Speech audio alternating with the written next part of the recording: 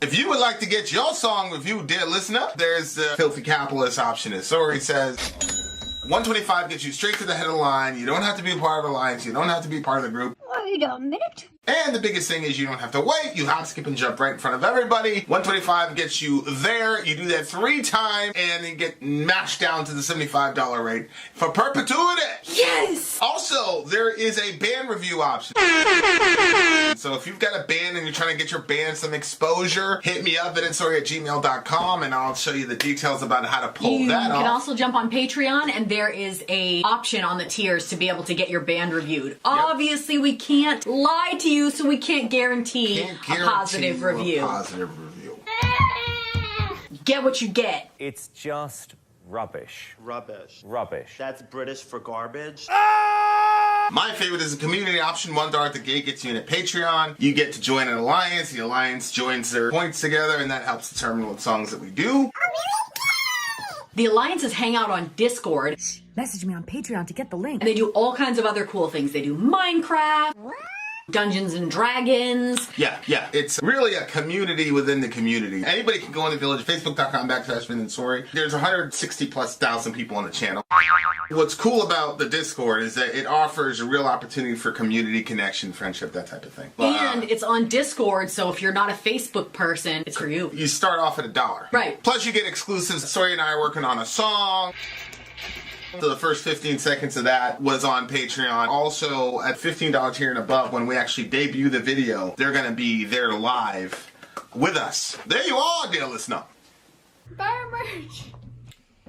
Buy our merch indeed. A child shall lead them. Yes, a child shall. All right, dear listener. Okay, interesting. This last song, the name of the last song on our DJ stream today is called Say Goodbye. How fitting. And sad. But we're not leaving forever or for good. We still have lots of streams scheduled for the rest of this week. So. Millions of streams this week. We also have a mega stream scheduled this week, dear listeners. Okay. So we've got La Cream, or LA Cream, because it didn't matter. If I would have said LA Cream, you would have said La Cream. And because I said La Cream, you said, are you sure it's not LA Cream? We see how a contrarian you've become these days. Say goodbye. Say goodbye. Let's go.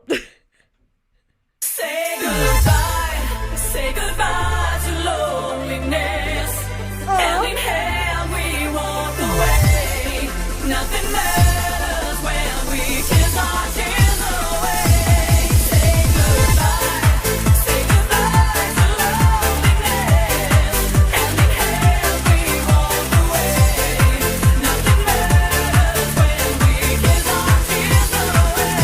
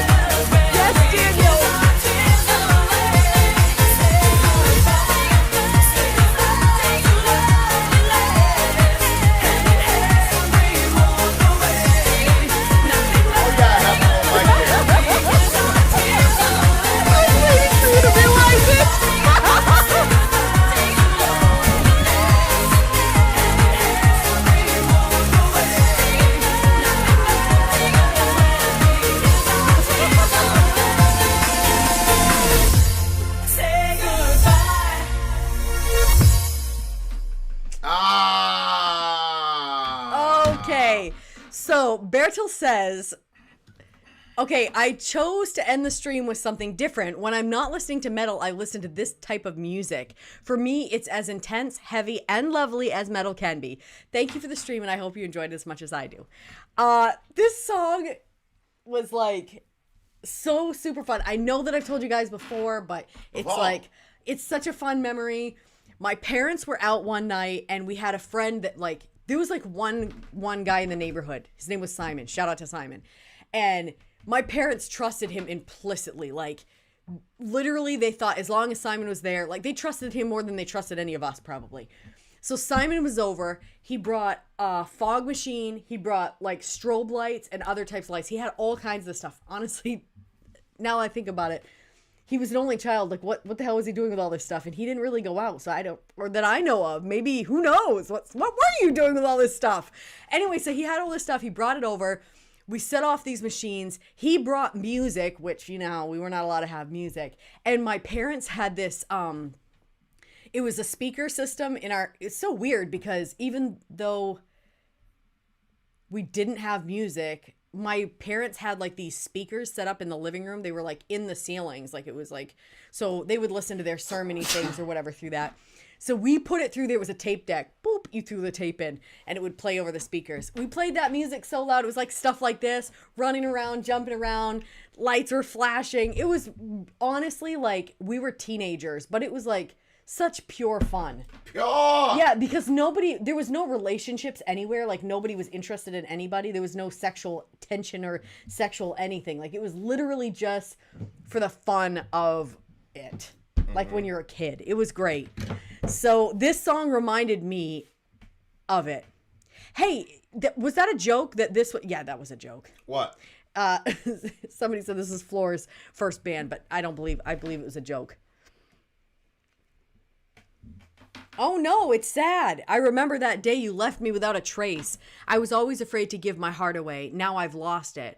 Why should I come back? Say goodbye to loneliness. Hand in hand, we walk away. Nothing matters when we kiss our tears away. Oh.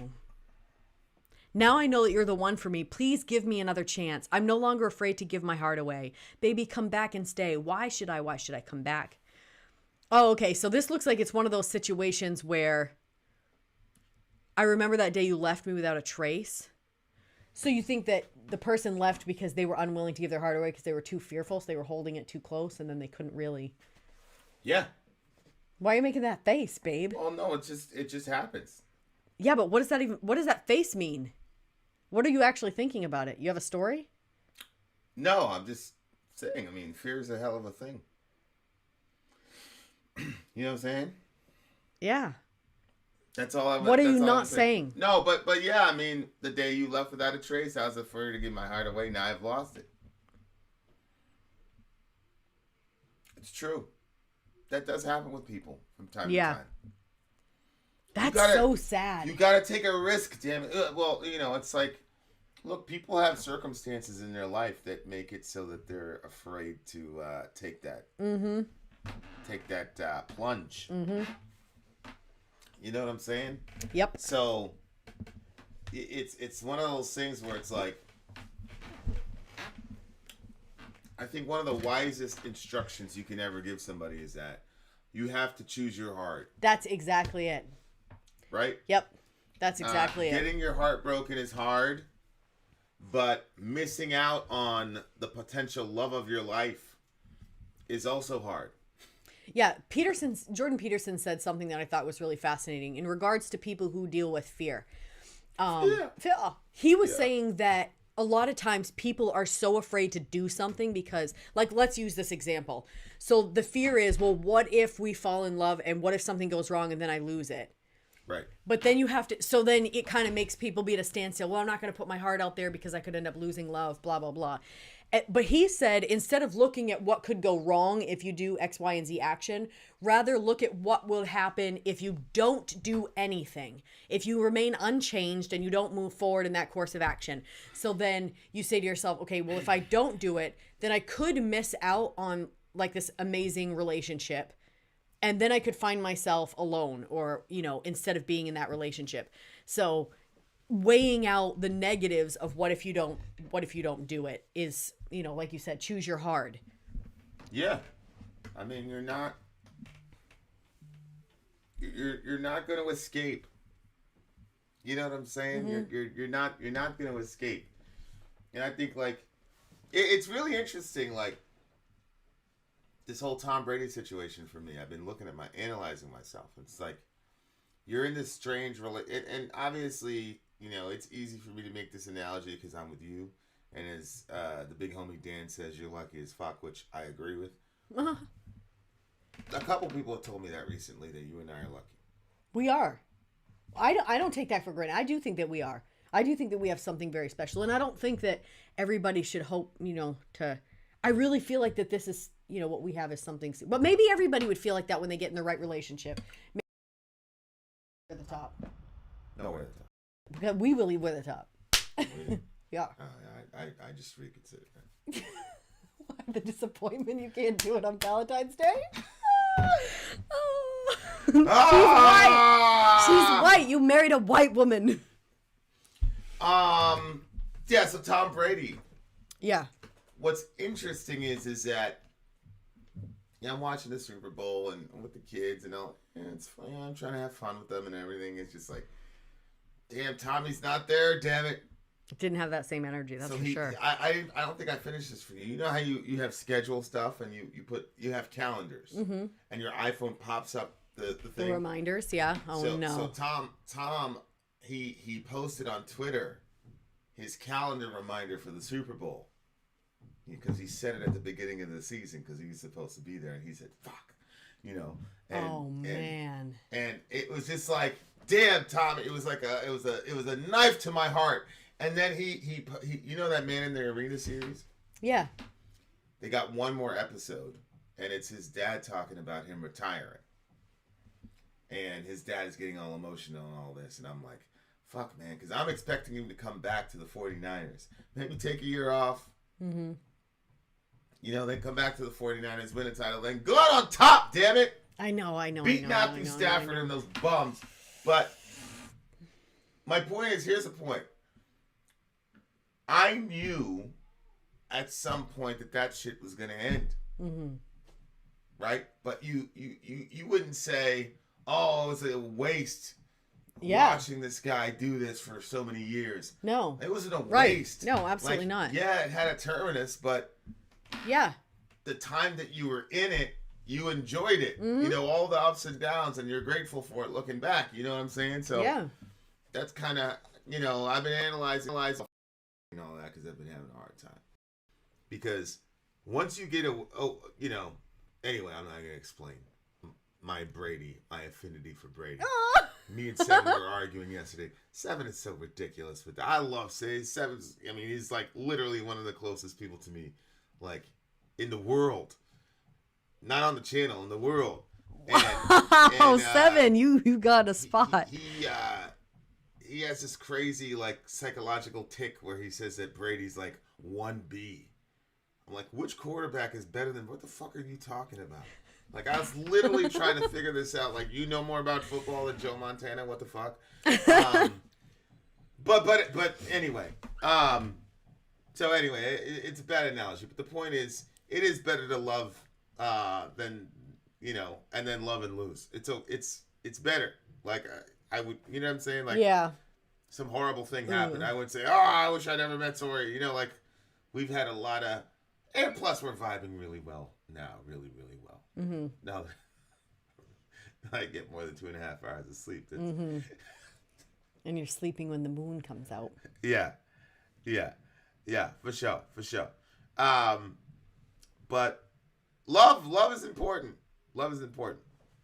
Now here goes Amy. Who's a master of twisting what I have to say to be as negative as possible.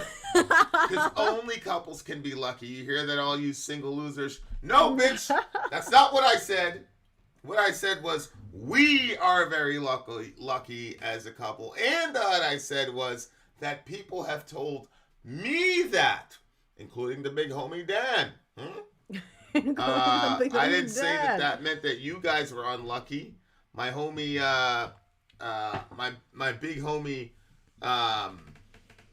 Augustin. Here it is. There's the proof. You got super fucking lucky, homie. And then here's the other proof. You guys are really lucky. So there you are, Amy, with your miserable ass. Okay. Augustine was single, so you can be lucky and single. Not everybody intends. I mean, Jesus was single. Mm-hmm. The Apostle Paul was single. Not everybody is. Oh yeah, and you told us too. So what are you talking about? Seen that last. Okay. This is a 10. Dwayne. It's a 10. So mad.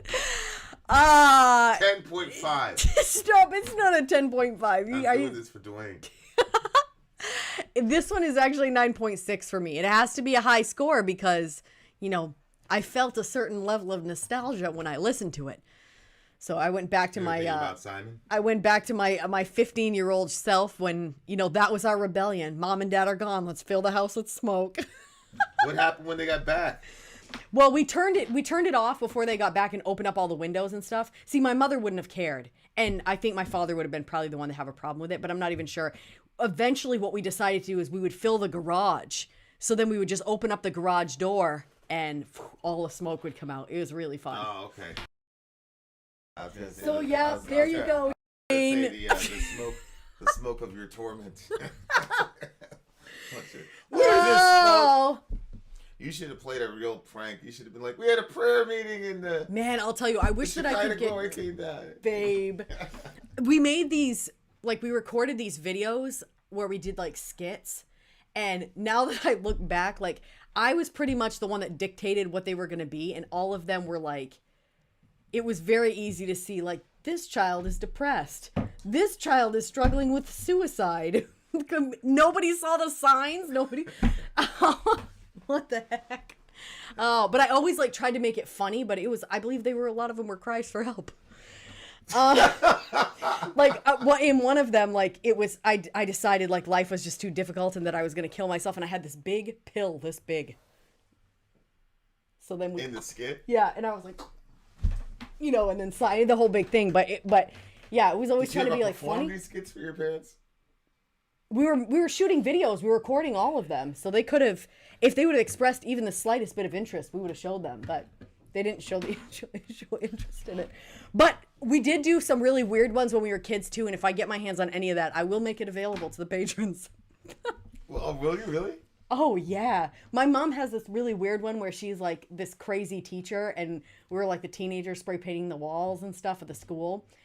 Anyway, it's weird, and my mother is very weird in it, so it's very interesting. Well, if you want to see Soraya, no, I don't have them. I don't jump on Patreon for that because I don't have them yet. If I get my hands on them, then I will. All right. So yeah, what did we give this one? A 9.8 for me. Shout out to Dwayne. And y'all are just mean, he said. Bertil, thank you for this stream and thank you for this last song. Yeah, I liked going down that little memory feeling with that, so that was very fun. down memory lane, bitches. Happy My Valentine's second favorite Day. reactors goes to Happy Valentine's Day. Happy Valentine's Day, everybody. Whether you're single, married, boyfriend, girlfriend, whatever. Happy Valentine's Day. Amy Lee Forever is unsubbing. This is the 9th time she's unsubbed. Why would you put her on blast like that? Yeah, that used to happen all the time, especially at the beginning of the channel. Yeah. People would be like, Stop talking about Trump. I'm unsubbing. Stop talking about your religion. But the thing is, like, Vinny and I, for some reason, like, certain names will, like, kind of stick out. And then all of a sudden, randomly, the person would resubscribe. And it will pop up on your phone. 100%. So-and-so resubscribed. You'd show me. Yeah. Like, look at this motherfucker. This is fucking 12 hours ago. This thing was I'm leaving. Gang. All right, we're out of here, guys. Vin out. Sorry.